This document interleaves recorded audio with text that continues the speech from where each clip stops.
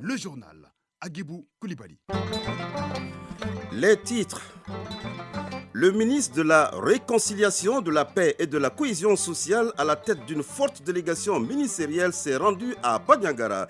Objectif, apporter le message de soutien, de compassion du président de la transition, du gouvernement et du peuple malien aux victimes et blessés des attaques des groupes armés perpétrées dans les localités de Dialassagou, Degassagou, Djenwali et Ségué. On en saura plus avec Oumar Maïga en début de journal. Les premiers candidats maliens au pèlerinage sont arrivés à Médine, en Arabie Saoudite, pour le Hajj 2022. Cette année, quelques 6000 fidèles venant du Mali sont attendus pour le rite. À l'international, au Sénégal, le procès en flagrant délit de 2 députés de l'opposition arrêtés vendredi dernier lors de la manifestation de l'opposition interdite a été reporté. Et en sport, la finale de la 61e édition de la Coupe du Mali se jouera samedi au stade Modibo Keïta. Elle oppose le Djoliba AC au Real de Bamako. Et enfin, la chronique judiciaire s'intéresse aujourd'hui à la garde à vue. Voilà pour le sommaire, tout de suite les détails. Bonjour et bienvenue. Nous sommes le jeudi 23 juin 2022. Comme annoncé dans le sommaire, apporter le message de soutien, de compassion du président de la transition, du gouvernement et du peuple malien aux victimes et blessés des attaques des groupes armés perpétrées dans les localités de Dialassagou, Degassagou, Djanwali et Ségué. Tel est l'objectif de la mission de 4 membres du gouvernement conduite par le ministre de la Réconciliation, de la Paix et de la Cohésion nationale dans la région de Badiangara, ORT Mopti, Oumar Maïga. Après l'attaque terroriste sur les populations des villages de Dialassagou, Djanwili, Degassagou et Ségué dans le cercle de Bankas, région de Banyangara, 4 membres du gouvernement se sont rendus sur le terrain, à savoir le ministre de la Réconciliation, de la Paix et de la Cohésion nationale, chargé de l'accord pour la paix et la réconciliation nationale, de la santé et du développement social, de la promotion de la femme, de l'enfant et de la famille, et de celui délégué chargé de l'action humanitaire, de la solidarité, des réfugiés et des déplacés. Objectif, transmettre le message de soutien et de compassion du président de la transition et du peuple malien, Oumarou Diarra, ministre délégué auprès du ministre de la Santé et du Développement social, chargé de l'action humanitaire, de la solidarité, des réfugiés et des déplacés. La mission est de faire une évaluation sur la situation humanitaire. Le président de la transition, son Excellence le colonel Assimi Goïta, en dépêchant cette mission, il nous a fait accompagner par une enveloppe symbolique de 20 millions. Non seulement pour assister la population démunie, une meilleure prise en charge des blessés et aussi contribuer à renforcer la résilience des familles victimes. La délégation ministérielle, conduite par le ministre de la Réconciliation, de la Paix et de la Cohésion nationale, a fait le tour de la ville pour constater des visu les dégâts causés par les assaillants sur les différents sites et s'est incliné sur la mémoire des illustres disparus. Oumarou Diarra, ministre délégué auprès du ministre de la Santé, du Développement social, chargé de l'action humanitaire, de la solidarité, des réfugiés et des déplacés. Une fois de plus, c'est de rassurer la population de Dialassagou et environnant que le peuple malien reste à leur côté dans ces circonstances douloureuses. Et de les rassurer qu'il ne restera pas impuni, d'où l'engagement de nos forces de défense et de sécurité. Cette barbarie des individus sans foi ni loi ne saurait dévier le gouvernement et les forces armées et de sécurité de leur noble mission, à savoir assurer la sécurité et la libre circulation des personnes et de leurs biens sur toute l'étendue du territoire national. Mopti, Oumar Maïga, Salif Dambélé pour l'ORTM. Je le disais dans le sommaire, les premiers candidats maliens au pèlerinage sont arrivés à Médine, en Arabie Saoudite, pour le Hajj 2022. Des délégués chargés de l'encadrement sont déjà sur place. Ils se chargent de l'accueil et de l'installation des fidèles. Nos co-religionnaires ont commencé à se rendre à la mosquée pour les prières régulières. Cette année, quelques 6000 fidèles venant du Mali sont attendus pour le rite. Certains sont de la filière gouvernementale et d'autres des agences de voyage privées. C'est ce que nous signalent nos envoyés spéciaux Mahamadou Kone et Mamadou Sidibé. Mission de supervision du projet R dans les régions de Dioula et Ségou. Les responsables du projet Améliorer l'identification des détresses respiratoires chez l'enfant viennent de visiter quelques aires sanitaires de Dioula et de Markala. L'objectif de la mission est de constater les bienfaits d'un outil de diagnostic rapide des détresses respiratoires chez l'enfant, appelé oxymètre de poule. Grâce à cet outil, des centaines de cas de maladies respiratoires ont été diagnostiqués dans les CESCOM et CCRF de ces deux localités. Ce projet est une initiative de l'ONG Alima en partenariat avec l'ONG Terre des Hommes et le ministère de la Santé et du Développement social. Le point avec nos envoyés spéciaux à Dioula et à Markala, Koumba Sissé et Tayeb Adjaouia Koya. L'ONG Alima, en partenariat avec l'ONG Terre des Hommes, a mis en place le projet Améliorer l'identification des détresses respiratoires chez l'enfant R. Grâce à ce projet, 44 CESCOM situés dans la région de Dioula et à Markala dans la région de Ségou ont bénéficié des équipements parmi lesquels un outil de diagnostic rapide de détresse respiratoire chez l'enfant appelé oxymètre de pouls. Une mission constituée d'acteurs des deux ONG est venue s'imprégner des activités du projet. La délégation a d'abord visité les CESCOM de Ouakoro et les CCRF de Dioula. Selon les spécialistes de ces structures sanitaires, des centaines d'enfants ont été sauvés grâce à l'utilisation de l'oxymètre de pouls. Dr Drissa Diara, pédiatre au CCRF de Dioula. Quand on se rend compte que l'enfant a vraiment besoin d'une assistance en oxygénation, c'est-à-dire qu'il a besoin d'être oxygéné à travers un concentrateur d'oxygène. Le reste des tableaux, on fait une référence vers la structure de prise en charge qui est la pédiatrie, là où nous sommes actuellement. Uniquement les enfants pédiatriques, approximativement, nous avons obtenu à peu près 400 enfants ayant une détresse respiratoire et besoin en assistance. Au CESCOM de Sibila et au CCRF de Markala dans la région de Ségou, les activités du projet R ont été également appréciées par les responsables sanitaires. Dr Boubacar Ouattara, point focal du projet R au CCRF de Markala. Le projet R aussi est venu avec une dotation en médicaments pour le traitement pré-transfert qui est déjà prédisposé au niveau de chaque CESCOM, mais les sites de recherche ont été prioritaires par rapport à la dotation en médicaments. Les extracteurs d'oxygène sont prédisposés au niveau du CCRF. Quand la saturation est inférieure à 90, les CESCOM évacuent au niveau des CCRF. Les coordinateurs du projet R au Mali constatent un bilan positif sur le terrain. Sori Keita. Nous avons constaté que cet outil a été très rapidement accepté par les cliniciens. Aujourd'hui, on peut se dire que c'est un outil indispensable dans le diagnostic des détresses respiratoires chez l'enfant. S'il y a recommandation à faire, c'est de faire un plaidoyer à l'endroit du partenaire technique et financier, qu'on se mobilise pour appuyer le système de santé à ce que cet outil-là puisse être disponible dans tous les points de consultation. Le projet Améliorer l'identification des détresses respiratoires chez l'enfant arrive à terme en décembre 2022. Il est financé par United à hauteur d'1,57 milliard de francs CFA. Markala, Koumba Sissé, Tayeb Adjaouyakoy pour l'ORTM. Et Koumba Sissé, ici à Bamako, fin des journées de réflexion sur le droit à la survie et au développement, priorité des droits de l'homme dans le Sahel.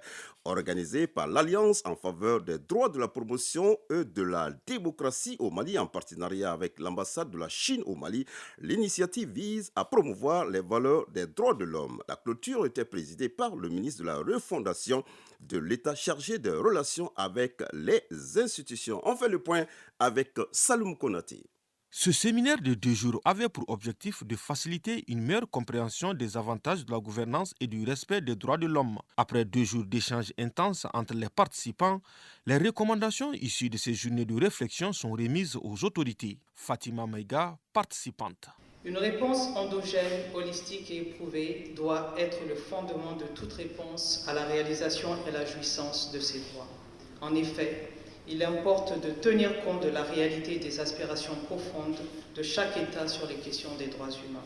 Chaque pays a le droit de choisir sa propre voie de promotion des droits humains conformément à ses réalités nationales. La lutte implacable contre l'impunité, le respect de la souveraineté, de l'indépendance et de l'intégrité territoriale des États, en particulier du Sahel, ainsi que la non-ingérence dans les affaires intérieures des États souverains constituent des normes fondamentales qui doivent régir les relations internationales. Ce cadre d'échange et de partage a été rendu possible grâce à la coopération sino-malienne. Shin Ziong, ambassadeur de Chine au Mali. Je félicite pour l'adoption de la déclaration conjointe qui préconise le respect de la souveraineté, de l'indépendance et de l'intégrité territoriale des États dans les droits de l'homme et notre opposition à la politisation, au double standard, à l'ingérence dans les affaires intérieures des États souverains sous prétexte des droits de l'homme. Ibrahim Ikassa Maïga, ministre de la refondation de l'État chargé des relations avec les institutions. Plusieurs niveaux de responsabilité doivent être sentis, autant au niveau institutionnel, mais aussi au niveau organisationnel de la société civile, au niveau de chaque citoyen. Il s'agit de retourner à vos occupations, à vos activités, mais avec la ferme volonté de donner corps à cela autant que vous pouvez. Le ministre de la Refondation a salué le dynamisme de la coopération bilatérale entre le Mali et la Chine sur plusieurs thématiques, y compris la question des droits de l'homme. Il a aussi rendu hommage à tous ceux qui ont perdu la vie dans des attaques terroristes des dernières années. À 7h passées de 11 minutes, nous ouvrons une petite fenêtre sur l'actualité internationale. Tout d'abord, au Sénégal, le procès en flagrant délit de 2 députés de l'opposition arrêtés vendredi dernier lors de la manifestation de l'opposition interdite a été reporté. Déthié Fall et Mame Diarra Fam seront jugés le 27 juin prochain. La coalition d'opposition Yewwi Askan Wi avait appelé à la mobilisation pour protester contre l'invalidation de la liste nationale pour les législatives du 31 juillet, et pendant laquelle 3 personnes sont mortes à Dakar, Bignona et Ziguinchor après des heures. Le projet de gazoduc transsaharien, le TSGP, est relancé. Ce projet de gazoduc de 4000 km qui prenait sa source au Nigeria traverserait le Niger pour rejoindre la côte algérienne à des fins d'exportation vers l'Europe. Les ministres nigériens, algériens et nigérians ainsi que leurs équipes se sont réunis à Abuja en début de semaine. Une seconde rencontre après celle qui s'était tenue à Niamey en février 2022. Cette réunion tripartite a permis de confirmer la volonté des 3 États de relancer ce projet qui était en berne depuis plusieurs années. Enfin, en RDC, les déplacés des affrontements entre le M23 et l'armée dans la précarité totale. À l'est du pays, depuis la reprise des combats entre le groupe M23 et l'armée congolaise, des milliers de civils ont fui les affrontements et quitté leur village dans les territoires. Alors que les combats se sont poursuivis dans le groupement de Kissingari lundi 20 et mardi 21, la localité donc de Kanyaruchinya, plus au sud, est pour le moment préservé et accueille une partie des déplacés de la crise qui manque de tout. À présent, la page des sports.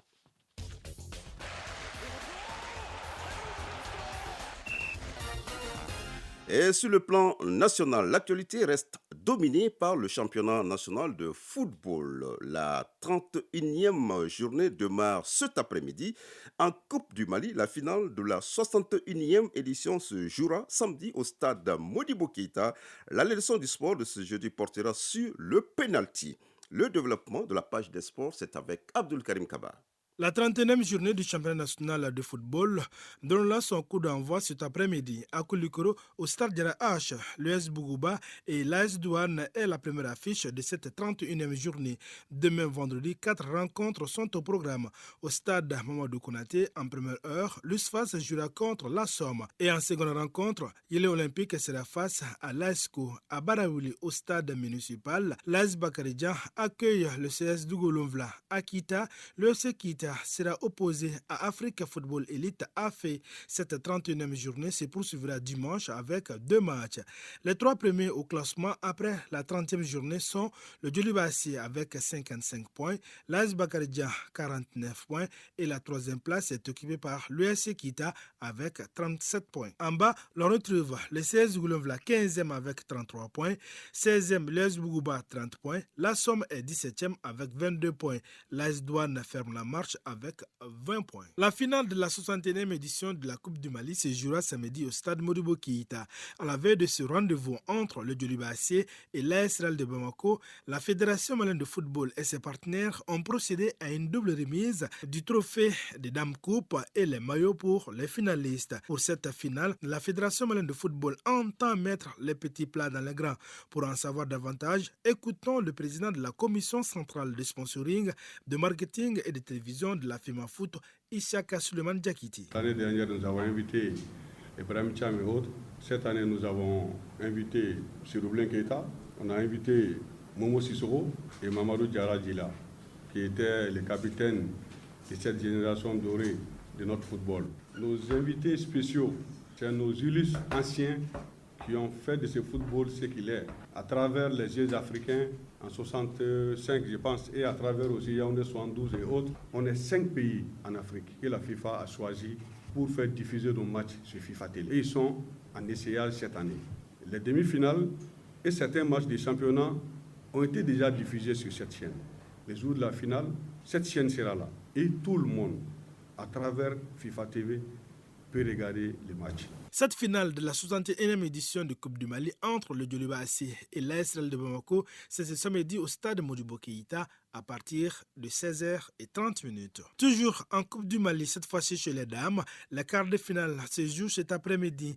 Amazon Commune 5 sera face à l'AS Police, Centro UFC en découdra avec l'AS Mandé, le Super Lion d'Amdala joueront contre l'AS Real de Bamako et l'AS Momo de Sikasso sera face à l'USFAS. Dans le tirage au sort de la Coupe d'Afrique des Nations de beach soccer 2022 aura lieu demain vendredi à Maputo au Mozambique. Demain vendredi, la cérémonie commence à 8h GMT. Le Sénégal, tenant du titre et l'hôte de l'édition 2021, fait partie des 14 équipes engagées pour cette phase qualificative. La Coupe d'Afrique des Nations de beach soccer Mozambique 2022 est prévue du 21 au 30 octobre. Les 7 équipes qualifiées rejoindront le Mozambique, finaliste en 2021 et automatiquement qualifié en tant que pays hôte du tournoi. Pour terminer, la leçon de sport de ce jeudi porte sur le penalty. Le penalty est un coup de pied de réparation accordé contre l'équipe qui commet dans sa propre surface de réparation et alors que le ballon est en jeu. L'une des 10 fautes pour lesquelles un coup franc direct doit être accordé. Isaac Tienou nous en parle dans sa leçon de sport de ce jeudi. Un pénalty est accordé quand un joueur commet une faute passible d'un coup franc direct dans sa propre surface de réparation. Le pénalty est aussi appelé coup de pied de réparation. Ibrahim Aboubakry Aïdara, instructeur national, nous explique. Le pénalty, c'est pour réparer une infraction commise dans la zone de réparation. Et quand une faute de coup franc direct est commise dans la zone de réparation, la réparation de cette faute-là, on l'appelle le pénalty. Le pénalty, il est sifflé seulement dans la surface de réparation. Dans l'exécution d'un pénalty, plusieurs infractions peuvent être commises de part et d'autre. Le tireur peut tricher. Le tireur, il peut faire quoi? Il peut faire une feinte illégale. Et quand il fait une feinte illégale, la loi dit, quel que soit le résultat du tir, le but est annulé. Coup franc indirect contre le tireur, plus un carton jaune. Un partenaire du tireur peut commettre une infraction. Si un partenaire du tireur empiète, la loi est très claire. Si le pénalty est marqué, il n'est pas bon parce qu'il y a tricherie. On reprend le pénalty. Mais si le pénalty est raté, le pénalty est transformé en coup franc indirect contre le partenaire du tireur qui a empiété. Il peut arriver également que l'équipe adverse triche au moment de l'exécution de ce coup franc direct. Ibrahim Aboubakry Aïdara. Si son adversaire triche, quand le but est marqué, avantage. Parce que malgré la tricherie, le but est marqué. Mais si le but est raté, la loi dit on revient au pénalty. Le gardien n'est pas exempt de triche au moment du coup de pied de réparation. Le gardien, s'il empiète, s'il triche, le pénalty est marqué, avantage. Il triche, on rate, on reprend. La première fois qu'il triche, la loi dit on ne lui donne pas d'avertissement. Mais le pénalty est rejoué. Pour la seconde fois qu'il le fait, on donne un carton jaune au gardien et on rejoue le pénalty. Le pénalty peut être décomposé Mais la passe en arrière est une infraction. Le ballon est donc joué forcément devant. Chronique judiciaire. La chronique judiciaire de ce jeudi s'intéresse à la garde à vue. C'est une mesure provisoire de garder un suspect pendant 2 ou 3 jours au commissariat de police ou à la gendarmerie pour des besoins d'enquête. Après investigation, un procès verbal est envoyé au procureur de la République qui décide de l'opportunité de poursuivre. Chronique judiciaire en rediffusion, une réalisation d'Adama Dimde. Les relations humaines sont souvent marquées par des tensions et des différends pour lesquels la police ou la gendarmerie est saisie. Après investigation, certains suspects peuvent être maintenus dans une cellule consacrée à cet effet. C'est l'entame d'une procédure judiciaire appelée garde à vue. La garde à vue est le statut d'une personne soupçonnée d'avoir commis ou tenté de commettre une infraction et gardée par l'officier de police judiciaire dans le cadre d'une enquête. Donc, c'est une mesure privative de liberté. Pour conduire les suspects, différents modes opératoires sont utilisés en fonction des situations. Commissaire divisionnaire Suleiman Di Magan Diallo, commissaire de police au commissariat de Mopti. Une fois que la police débarque sur un terrain pour interpeller, arrêter, donc ça dépend des personnes arrêtées sur le terrain. Il y a des gens, ils sont extrêmement violents. Pour les maintenir, il faudra les menotter d'abord dans un premier temps et puis les conduire en lieu sûr. D'autres aussi, on n'a pas besoin de les menotter, ils se laissent conduire facilement. Les personnes placées en garde à vue bénéficient des droits à l'assistance d'un avocat. Toutefois, leurs rations alimentaires sont prises en charge par leurs proches. Les motifs pour lesquels les suspects sont gardés en vue diffèrent d'une affaire à une autre. Certains dossiers moins sensibles peuvent faire l'objet d'une médiation. Commissaire divisionnaire Suleiman Di Magan Diallo, commissaire de police au commissariat de Mopti. Des cas qu'on considère bénins et qu'il y a la médiation entre les deux parties, mais qui ne sont pas des cas délictuels. S'il y a consensus entre les deux parties, ces cas-là peuvent être réglés à notre niveau ici, mais qui ne sont pas des cas délictuels. Par exemple, injure publique, injure non publique. Injure est dite publique quand c'est dit dans les médias et consorts. Injure non publique, maintenant, vous êtes voisin de famille, vous êtes en colocation, en cohabitation, ou vous êtes injuré réciproquement. Quand ça arrive à notre niveau, donc les gens pensent que maintenant il m'a injuré et qu'on doit porter l'affaire devant le tribunal. Donc ça peut être contraventionnel. On verbalise les deux parties et puis l'affaire est close à notre niveau ici. À part ces cas, les autres cas sont déférés devant le parquet. La durée initiale de la garde à vue peut être augmentée de 48 heures à 72 heures, mais cette prolongation doit être décidée par le procureur de la République. Voilà, c'est la fin de cette édition à 7h, passe de 22 minutes à Dialassagou, Degassagou, Djangwali et Ségué dans la région de Banyagara que prend fait cette édition. Sa mise en onde est assurée par Mamadou Boubaker Diallo, réalisation et rédaction en chef Brahma Traoré, un journal présenté par Agibou Koulibaly, mise en ligne Tamsir Diabaté et son équipe. Nous avons eu le plaisir de vous présenter cette première édition à 13h. Rendez-vous pour la deuxième de Mali Actualité. Merci de nous avoir accordé de votre temps.